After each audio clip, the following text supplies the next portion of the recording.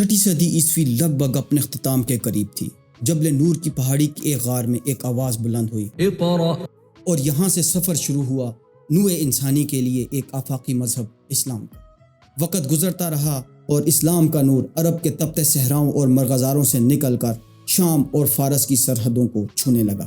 لگ بھگ 23 سال کے محدود عرصے میں ہی نبی آخر الزمان نے انسانیت کے لیے انفرادی زندگی سے لے کر اجتماعی زندگی، معیشت سے لے کر معاشرت اور سیاست سے لے کر حکومت تک کے تمام پیرامیٹر سیٹ کر دیے۔ اسلام سے قبل ریاستوں کے حکومتی امور چلانے کے لیے یا تو بادشاہت ہوتی تھی یا پھر پارلیمنٹری ریپبلک یعنی جمہوریت کے علاوہ آمریت یا ڈکٹیٹرشپ موجود تھی، مگر اسلام نے صلاحیت، قابلیت اور اہلیت کی بنیاد پر ایک نیا نظام متعارف کروایا جسے خلافت کا نام دیا گیا۔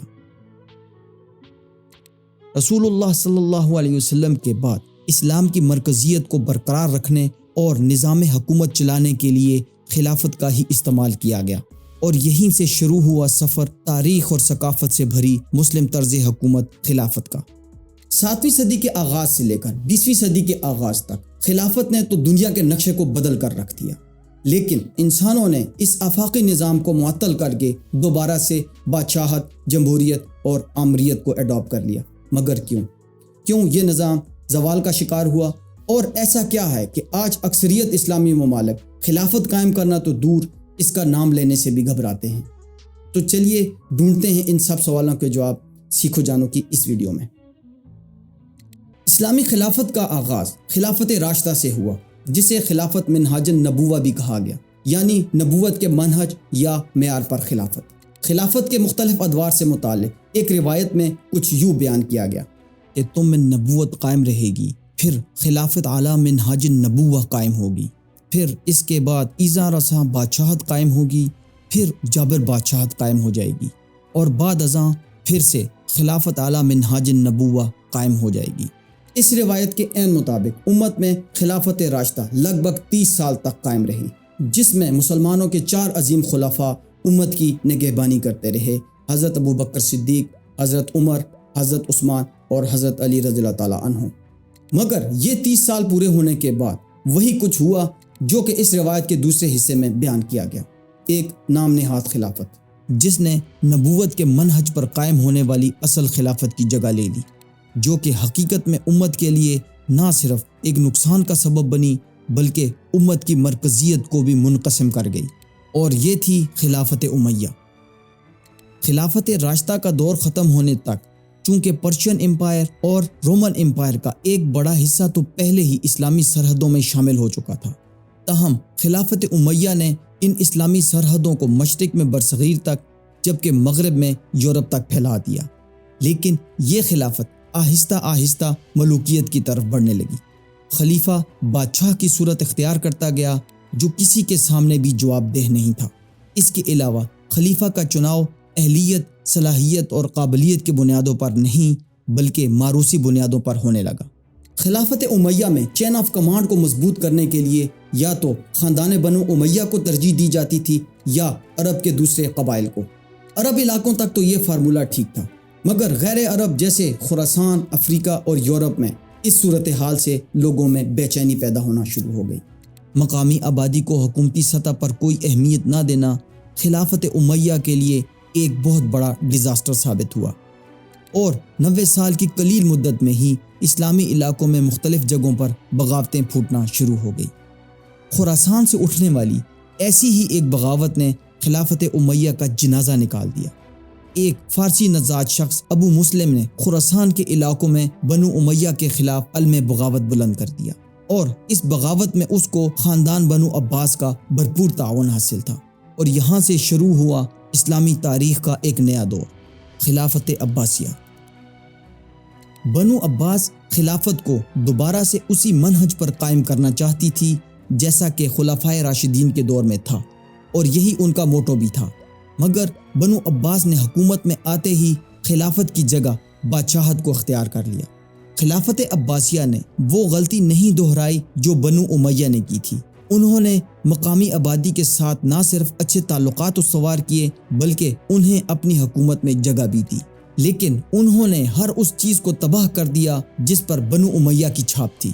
خلافت امیہ کے ہر اہم حکومتی عہدیدار کو انہوں نے قتل کروا دیا، ماں سوائے ایک شخص کے جو کہ اپنی جان بچا کر اسپین بھاگنے میں کامیاب ہو گیا۔ عبد الرحمن نے اسپین پہنچ کر امارت قرطبہ کے نام سے بنو امیہ کی حکومت اسٹیبلش کی، جو کہ 1030 عیسوی تک وہاں جاری رہی۔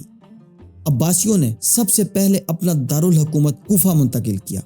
8ویں صدی کے نصف تک عباسیوں نے مشرق میں اسلامی سرحدات کو چائنا کی ٹانگ ڈائنسٹی تک پہنچا دیا، اور ان سرحدوں پر لڑی جانے والی ایک جنگ بیٹل آف ٹیلس مسلمانوں نے جیت تو لی، لیکن یہ مسلم فوجوں کی مشرق میں آخری جیت اور حتمی سرحد ثابت ہوئی۔ تاہم اس جنگ نے مسلمانوں کو ایک نئی چیز سے متعارف کروایا: کاغذ۔ قدرتی وسائل سے بھرپور دنیا کے اس بڑے حصے پر حکومت کا نظم و نسق چلانے کے لیے عباسیوں نے ایک نئے دارالحکومت کی بنیاد ڈالی، جس کا نام مدینۃ الاسلام یعنی امن والا شہر رکھا گیا۔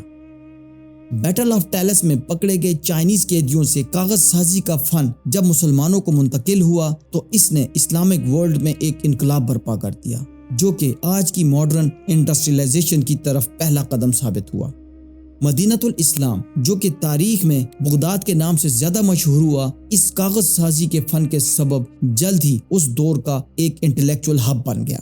پوری دنیا سے شاعر، ادیب، انجینئرز، ڈاکٹرز، اسٹوڈنٹس ایک بہتر مستقبل کے لیے خلافت عباسیہ کے دارالحکومت بغداد پہنچنا چاہتے تھے، جیسا کہ آج کل ہر کوئی امریکہ یا یورپ پہنچنا چاہتا ہے۔ 5ویں عباسی خلیفہ ہارون الرشید کے دور میں عباسی سلطنت جہاں وسطی ایشیا سے لے کر لیبیا تک پھیلی ہوئی تھی، وہیں علمی میدان میں بھی ان کا کوئی ثانی نہیں تھا۔ انہوں نے بغداد میں لائبریریوں کا جال بچھا دیا، جن میں سب سے بڑی تھی بیت الحکمت۔ عباسیوں نے اسلامی دنیا میں موجود علم کو کتابی شکل میں مرتب کرنا شروع کر دیا، جبکہ یورپ میں ابھی بھی لکھنے کے لیے چمڑے، لکڑی اور پتوں کا استعمال کیا جا رہا تھا۔ تحقیقی اور تصنیفی کام کی اس قدر حوصلہ افزائی کی گئی کہ ایک محدود عرصے میں ہی بغداد کی لائبریریاں علم، فلسفہ اور دانش کی کتابوں سے بھر گئی، اور اس دور کو اسلام کا گولڈن ایج تصور کیا گیا، جس میں religion, literature, culture, science, medicine, technology, research and development اپنے عروج پر پہنچ گئی۔ کاغذ کو استعمال میں لا کر جلد ہی عباسی ایک ریجنل پاور یا اس وقت کی مسلم سپر پاور کا روپ دھار گئی، مگر وقت گزرنے کے ساتھ ساتھ مسلمانوں کا یہ سنہری دور یا عباسیوں کا عروج زوال کی طرف بڑھنے لگا، اور آہستہ آہستہ بادشاہت نما عباسی خلافت بھی کمزور ہوتی چلی گئی۔ لیکن اس مقام پر مسلمانوں میں ایک نئی غیر عرب طاقت نے جنم لیا، جس کا مرکز تھا سینٹرل ایشیا۔ یہاں سے سلجوقی ترک قبائل نے فتوحات کا ایک ایسا سلسلہ شروع کیا جس نے نہ صرف خلافت عباسیہ سے جدا ہونے والی ریاستوں کو ایک ایک کر کے اپنی نئی سلجوقی سلطنت میں ضم کر لیا، بلکہ بازنطینی عیسائی علاقوں میں بھی فتوحات کا ایک نیا دروازہ کھول دیا۔ لیکن انہوں نے عباسی خلیفہ اور خلافت کو برقرار رکھا، اور عباسی خلیفہ کی سند اور اجازت سے سلجوقی سلطنت پر سلطانوں کی تقرریوں کا سلسلہ چلتا رہا، یعنی سلجوقی دور اقتدار تک ریاست اور خلافت یہ دونوں ادارے جدا ہو کر دو مختلف لوگوں کے پاس جا چکے تھے۔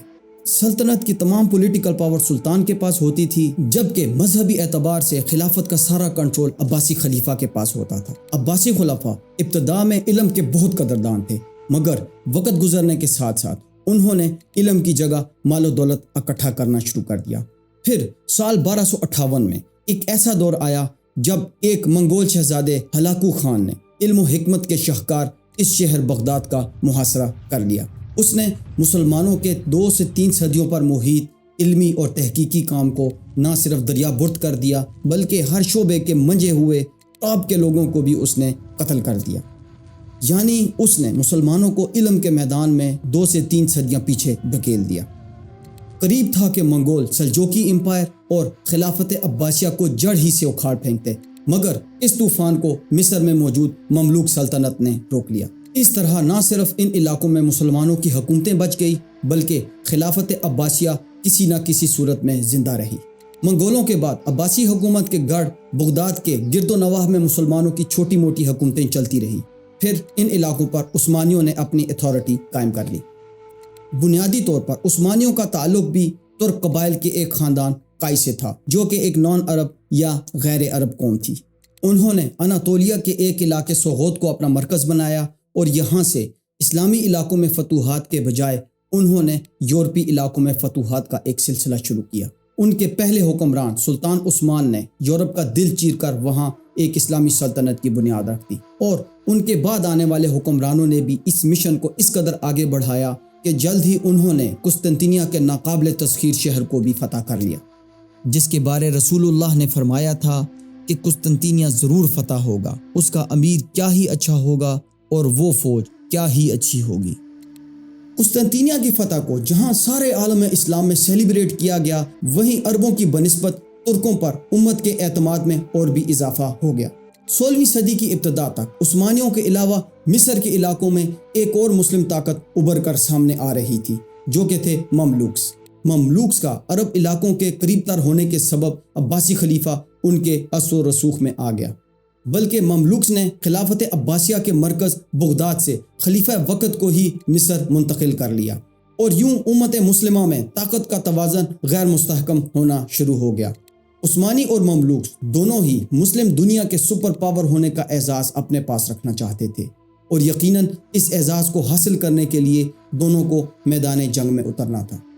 اس لیے ان دونوں ریاستوں میں ایک بڑی جنگ کی تیاری شروع ہو گئی۔ پچھلی 2 صدیوں سے عثمانی چونکہ جنگیں ہی لڑ رہے تھے، اس لیے ان کا تجربہ مملوکوں سے کہیں زیادہ تھا۔ اس لیے سلطان سلیم اول نے موقع ملتے ہی نہ صرف مملوک سلطنت پر حملہ کر دیا، بلکہ خلافت عباسیہ کو ہی جڑ سے اکھاڑ کر پھینک دیا۔ مصر کی فتح کے بعد سلطان سلیم اول عباسی خلیفہ المتوکل III کو اپنے ساتھ قسطنطنیہ لے آئے۔ یہاں آخری عباسی خلیفہ نے خلافت بمائے نشانیوں کے سلطان سلیم اول کے حوالے کر دی۔ اس طرح عثمانی نویں حکمران سلطان سلیم اول کے پاس بادشاہت اور خلافت دونوں یکجا ہو گئیں۔ یوں خلافت عباسیوں سے منتقل ہو کر عثمانیوں کے پاس چلی گئی۔ اب عثمانی حکمران اپنے آپ کو سلطان سے زیادہ خلیفہ کہلوانا پسند کرتے تھے۔ تاریخ کے اس ایونٹ کو تفصیل سے جاننے کے لیے آپ یہ ویڈیو ملاحظہ کر سکتے ہیں۔ خلافت اور بادشاہت کے یکجا ہو جانے سے عثمانی نہ صرف امت مسلمہ کی اکلوتی سپر پاور کے طور پر سامنے آئے، بلکہ یہ دنیا کی سپر پاور بن کر ابھری، جس کا مقابلہ دنیا کی کوئی بھی حکومت نہیں کر سکتی تھی۔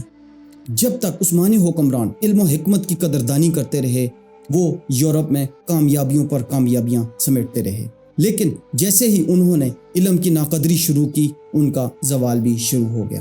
دوسری جگہ یورپینز نے عرب علاقوں سے لائے گئے علم کو اپنی مقامی زبانوں میں ٹرانسلیٹ کرنا شروع کر لیا، جو کہ عربی رسم الخط میں تھا، اور پرنٹنگ پریس کے ذریعے انہوں نے یہ علم یورپ کے کونے کونے تک، گاؤں دیہاتوں تک پہنچا دیا، جبکہ عثمانیوں کے ہاں ابھی بھی قلم سے کتابیں لکھنے کا رواج تھا، جس نے عثمانیوں کو علم کے میدان میں بہت پیچھے دھکیل دیا۔ کاغذ نے جہاں عباسیوں کو علمی میدان میں سبقت کے سبب عروج عطا کیا، وہیں پرنٹنگ پریس نے یورپ میں ایک صنعتی انقلاب برپا کر دیا، جس کے سبب یورپ ٹیکنالوجی میں مسلمانوں سے بہت آگے نکل گیا۔